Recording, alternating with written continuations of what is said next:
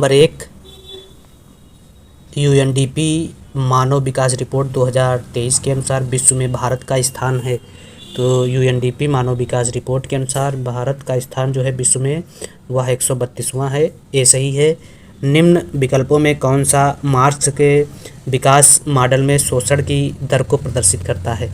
तो शोषण की दर जो है S/V द्वारा प्रदर्शित की जाती है। मार्क्स ने पूंजीवादी विध्वंस होने की बात सर्वप्रथम की थी। पूंजीवादी को कैसे समाप्त किया जाता है? मार्क्स ने दास कैपिटल में इस बात का उल्लेख किया है।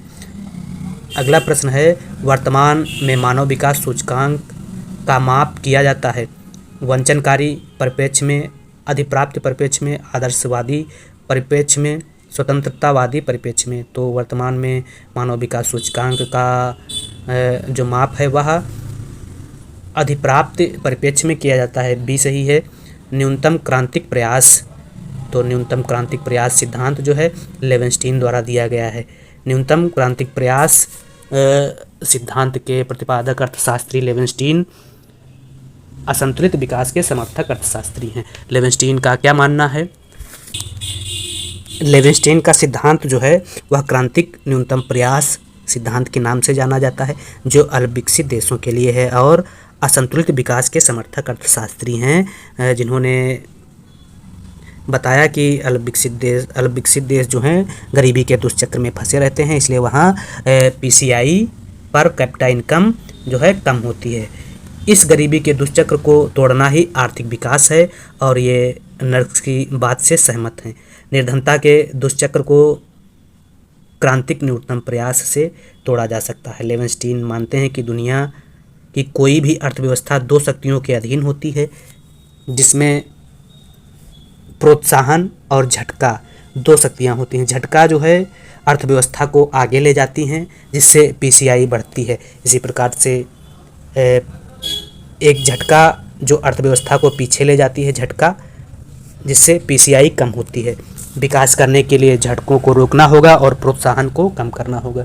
तो इस प्रकार से लेवेंस्टीन अपने सिद्धांत में झटकों और प्रोत्साहनों की बात करते हैं। लेवेंस्टीन आर्थिक विकास के कुछ एजेंट मानते हैं, जिसमें उद्यमकर्ता, बचतकर्ता वर्ग, निवेशकर्ता वर्ग समृद्धि के एजेंट हैं तथा नवप्रवर्तन को शामिल करते हैं। लेवेंस्टीन का मानना है कि जब ये सक्रिय होते हैं तो उद्यमशीलता बढ़ती है, बचत एवं निवेश बढ़ता है, नवप्रवर्तन होता है, विकास एवं श्रम दक्ष एवं कुशल होता है, शिक्षा बढ़ती है, नए उद्यमशीलता बढ़ती है और जिससे PCI में वृद्धि होती है। प्रोत्साहन को बढ़ाने की बात करते हुए लेवेंस्टीन दो तरह के प्रोत्साहन की बात करते हैं, शून्य राशि प्रोत्साहन और धनात्मक राशि प्रोत्साहन। शून्य राशि प्रोत्साहन में बताते हैं कि शून्य राशि प्रोत्साहन आय में वृद्धि नहीं लाती, यह वितरणात्मक कार्यों को करती है। PCI में वृद्धि नहीं लाती है और यह आय का वितरण करती है। इसी प्रकार से धनात्मक राशि प्रोत्साहन की बात करते हुए बताते हैं कि यह नेशनल इनकम में वृद्धि करता है, यह नेशनल इनकम तथा प्रति व्यक्ति आय को बढ़ाता है, यही विकास को जन्म देता है। लेवेंस्टीन कहते हैं कि अल्पविकसित देशों में शून्य राशि प्रोत्साहन होता है क्योंकि यहाँ का ढांचा ही ऐसा होता है। बाजार का आकार छोटा होता है, नए उद्यमी बाजार में प्रवेश नहीं कर पाते हैं तथा एकाधिकारी शक्तियां बनी रहती हैं जो उपभोक्ता का शोषण करती हैं। क्षमता का पूर्ण विदोहन के अभाव में PCI तेजी से नहीं बढ़ती है। इस समाज में जमींदारी तानाशाही व्याप्त होती है जो उत्पादन एवं बचत को अव्यय करते हैं। अल्पविकसित देशों में सट्टेबाजी में निवेश करते हैं जिससे वास्तविक उत्पादन नहीं बढ़ता। इन्हीं कारणों से अर्थव्यवस्था शून्य राशि प्रोत्साहन में बनी रहती है और विकास नहीं हो पाता है। विकास के लिए धनात्मक राशि प्रोत्साहन को बढ़ाना होगा, इसके लिए ढांचा को बदलना होगा और निवेश बढ़ाना होगा। सामाजिक, राजनीतिक, आर्थिक ढांचा, ये इससे गरीबी का दुष्चक्र टूटेगा और PCI बढ़ेगी, आय बढ़ेगी, विकास बढ़ेगा। यह बातें जो हैं लेवेंस्टीन द्वारा अपने सिद्धांत में कही गई थी। अगला प्रश्न है, द्वंद्वात्मक भौतिकवाद ऐतिहासिक विकास क्रम का मूलाधार है, यह किस अर्थशास्त्री की अवधारणा है? तो यह अवधारणा जो है कार्ल मार्क्स की है। 5 का सही आंसर D है। अगला 6 नंबर प्रश्न है, एक देश के आर्थिक विकास की प्रक्रिया में रोस्टो ने कितनी अवस्थाओं को बांटा? तो रोस्टो ने 5 अवस्थाओं में बांटा है देश को।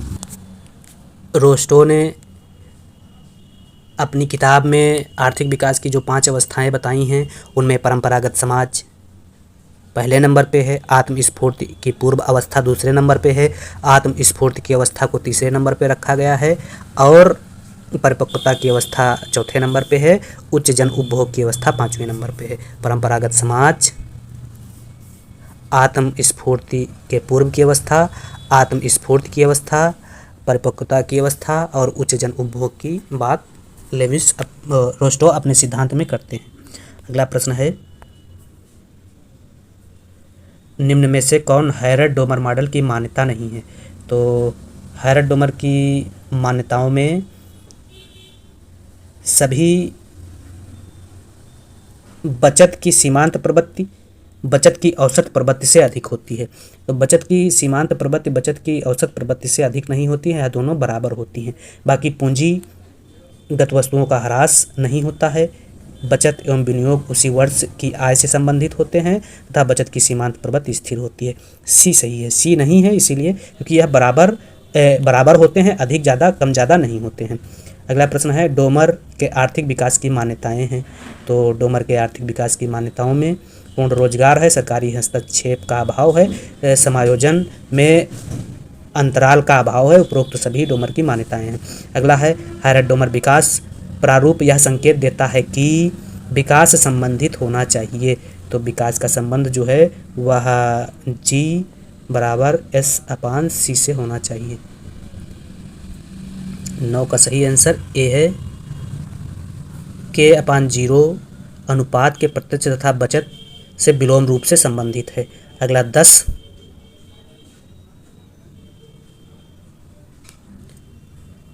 हैरड डोमर विकास प्रारूप यह संकेत देते हैं कि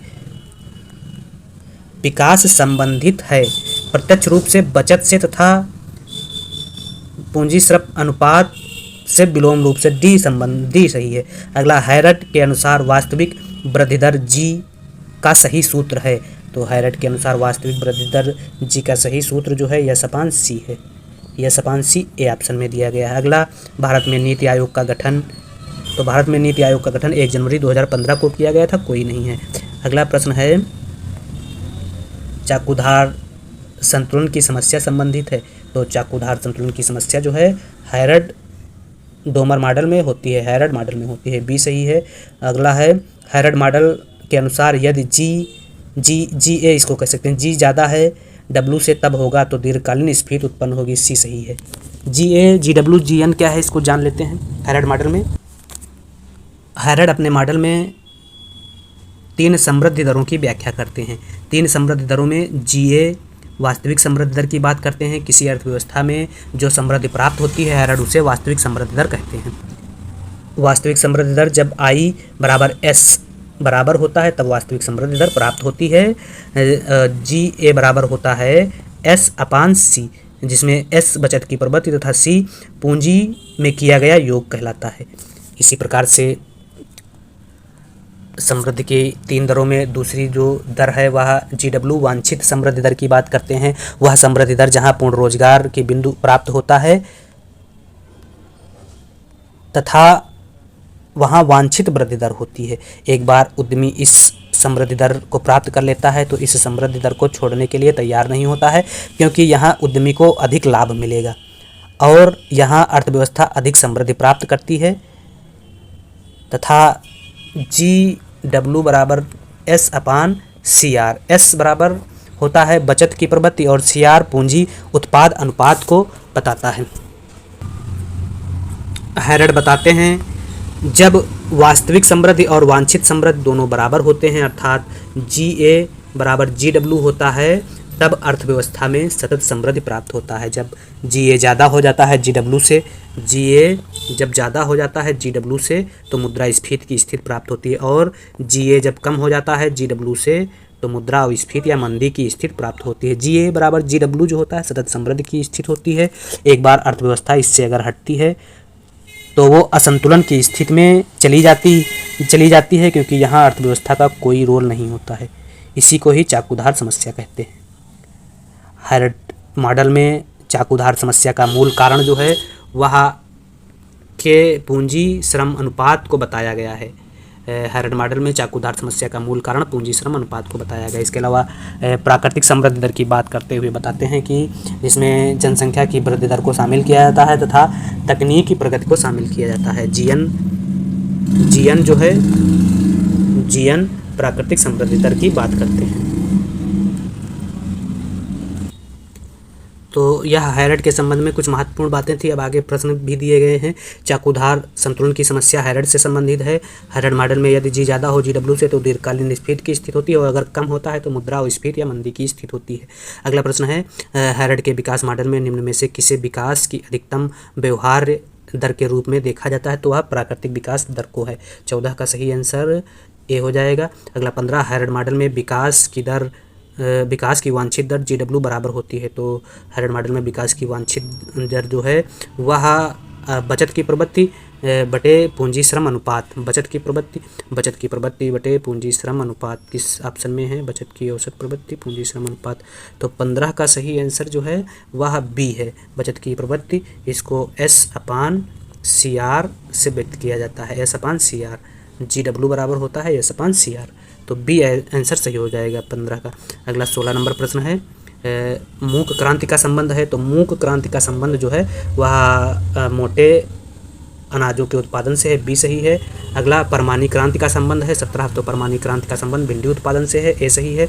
उत्पादन समाप्ति प्रमेय संबंधित है, तो उत्पादन समाप्ति प्रमेय का संबंध जो है वह यूलर प्रमेय से, सी सही है। अगला निम्न में से कौन सी पंचवर्षीय योजना हैरड-डोमर मॉडल पर आधारित थी? तो पहली पंचवर्षीय योजना हैरड-डोमर मॉडल पर आधारित थी जो 1951 से 56 तक चली।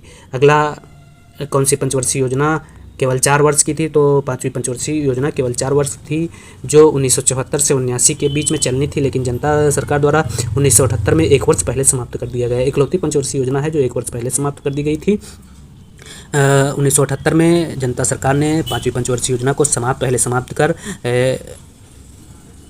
अनवरत योजना लागू करने के लिए इसको समाप्त किया था तथा अनवरत योजना के प्रतिपादक गुरनार मेडल हैं तथा भारत में इसके लागू करने का श्रेय DT लकड़वाला को जाता है। तो इस प्रकार से पांचवी पंचवर्षीय योजना जो है 1 वर्ष पहले समाप्त हो गई थी या 4 वर्षों की थी। अगला विश्व गरीबी दिवस कब मनाया जाता है? तो विश्व गरीबी दिवस 17 अक्टूबर को मनाया जाता है। जनता योजना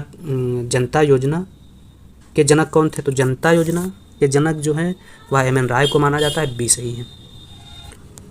भारत में अगर नियोजन की बात की जाए तो नियोजन के इतिहास में 1944 में मुंबई योजना, टाटा बिरला योजना चलाई गई।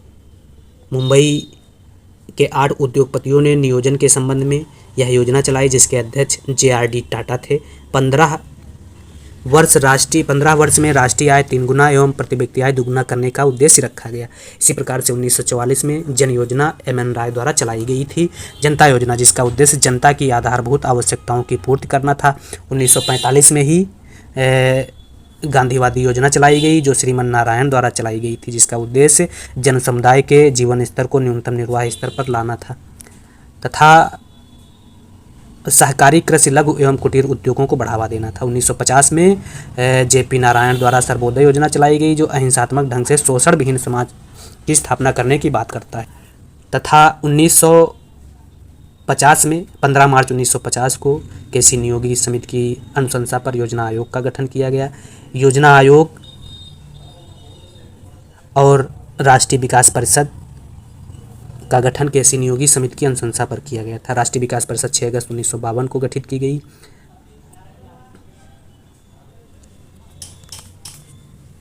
योजना या नियोजन जो है वह समवर्ती सूची का विषय है। यह प्रश्न बहुत पूछा जाता है कि नियोजन किस सूची का विषय है? तो समवर्ती सूची का विषय। और एक क्वेश्चन यहाँ से पूछा जाता है कि प्लान्ड इकोनॉमी फॉर इंडिया पुस्तक किसने लिखी? तो यह पुस्तक जो है M विश्वेश्वरैया द्वारा लिखी गई थी।